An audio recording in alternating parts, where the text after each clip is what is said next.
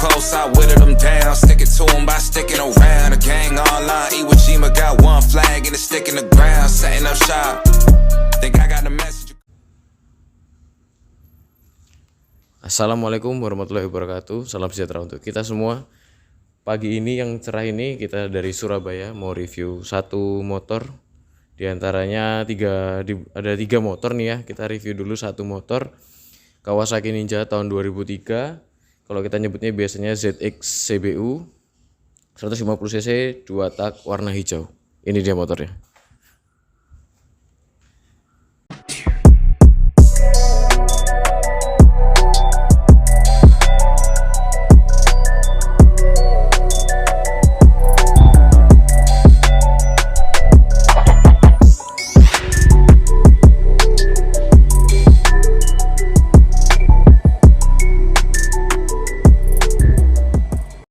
Nah, kita mulai dari depan ya.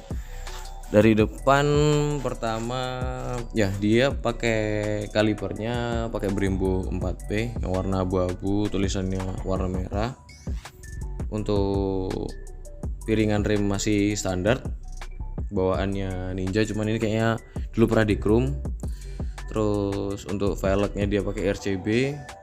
Bannya pakai Diablo Rosso Sport ukuran 90/80. Ini selang rem sudah pasti ya, rata-rata kita kalau udah upgrade pengereman entah dari pakai Brembo, entah pakai Aku 1, mau 4P, mau radial atau aksial, pasti pakai selang remnya Hel. Entah kalau review dari sebelumnya dari teman-teman sih bilangnya dia sangat adaptif terhadap suhu, jadi nggak gampang nyeplos, nggak gampang ceket itu. Terus kita lanjut ke atas untuk pengeremannya ya. Langsung aja kita lanjut dari bawah, tadi kita sudah bahas, sekarang kita naik ke atas. Ini master remnya pakai NX4 HRC. Biasanya yang sering banyak pakai ini anak-anak 2 tak sih. Rasa pengeremannya dia agak keras ya, jujur aja. Kalau kita bandingin, aku rasa sih dia kebesaran sih ukurannya dengan master rem ini, dengan kaliper ini, jadi feelnya agak keras.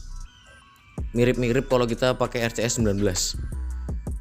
Makanya beberapa motor saya pakainya punyanya orinya ZX636 atau mungkin pakai ori aja, atau bisa juga RCS 15. Ini untuk tabung remnya ini kayaknya bawaan, masih tabung rem bawaan. Spion standar, dudukan plat nomor depan ada terpasang, lampu baru. Jadi singkat cerita, motor ini itu dapat bahan, habis itu direstorasi dulu full, dikembalikan ke original. Jadi lampu baru, body set baru semua, stiker-stikernya baru dipasang. Setelah itu baru pelan-pelan ditempelin aksesoris. Ini kita intip sedikit ya, nanti bisa dilihat di sinematiknya. Ini kelihatan radiatornya sudah pakai B-Pro, bukan yang gambut ya, pakai B-Pro yang biasa, yang tipis tapi memang lebih lebar daripada ukuran aslinya. Habis itu untuk lehernya, misalnya kita sebutnya kalau anak 2 tak itu chambernya pakai Ahau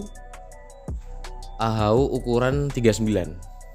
Terus untuk mesin kita sudah porting harian.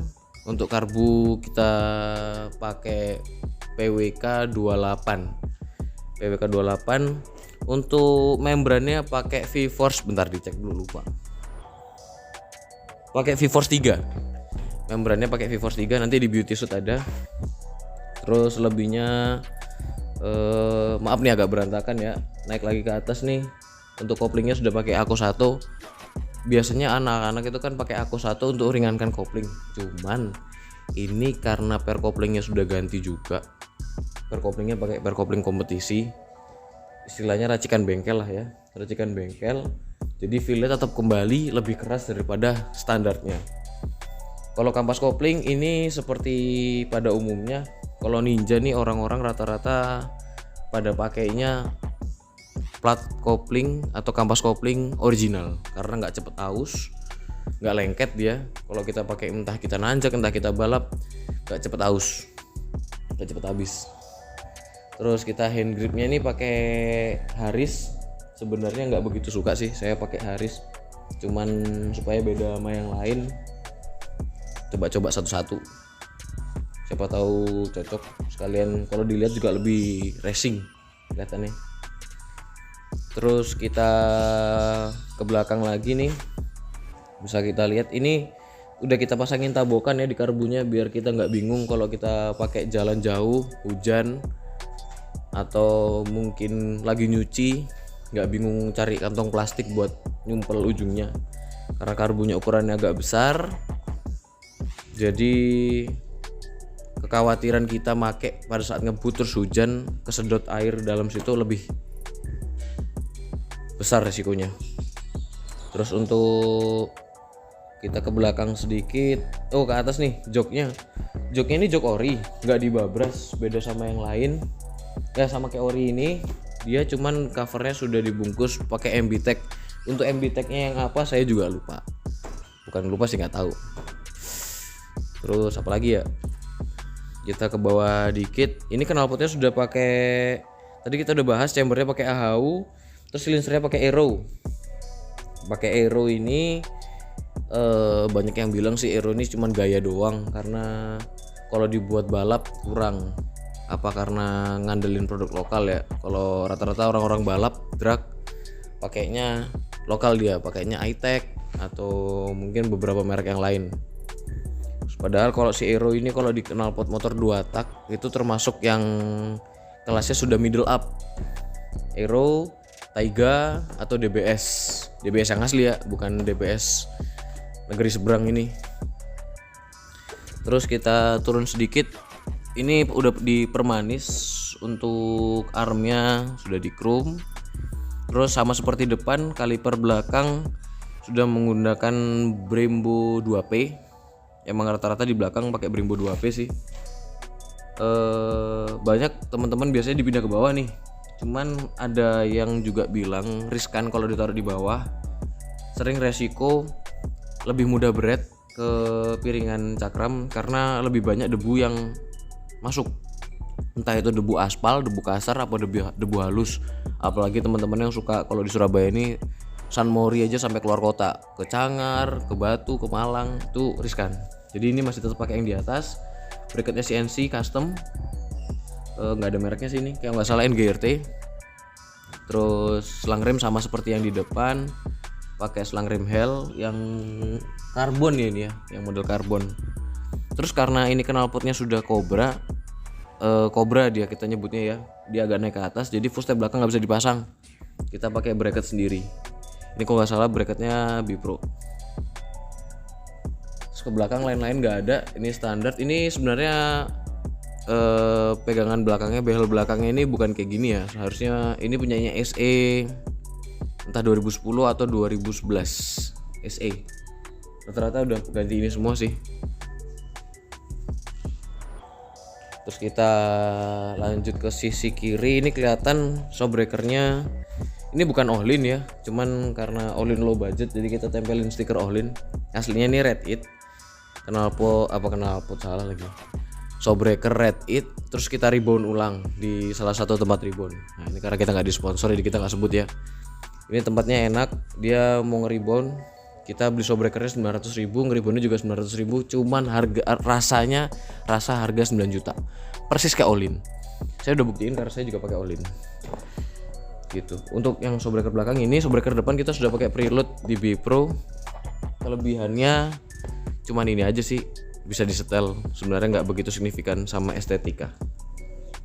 Terus apalagi ya, lain-lain nggak ada sih kayaknya. Kalau kayak busi, kita busi iridium. Terus gear set pakai triple S, rantai termasuk triple S, baut mesin sudah kita ganti baut L. Ya selebihnya mungkin project kedepannya kita rencananya mau pertama ganti Ohlin beneran, antara Ohlin atau ini ya RPM. Kalau kita bicara harga sih sebenarnya RPM sama Ohlin beda sih harganya. Kalau kisarannya Ohlin itu rate 7 sampai 9 juta. Kalau di RPM itu kisaran 5 sampai 6 juta tergantung yang jual. RPM tuh warnanya ada 3 nggak salah. Cuman yang idaman saya sih yang warnanya oranye atau kuning karena kelihatan classy.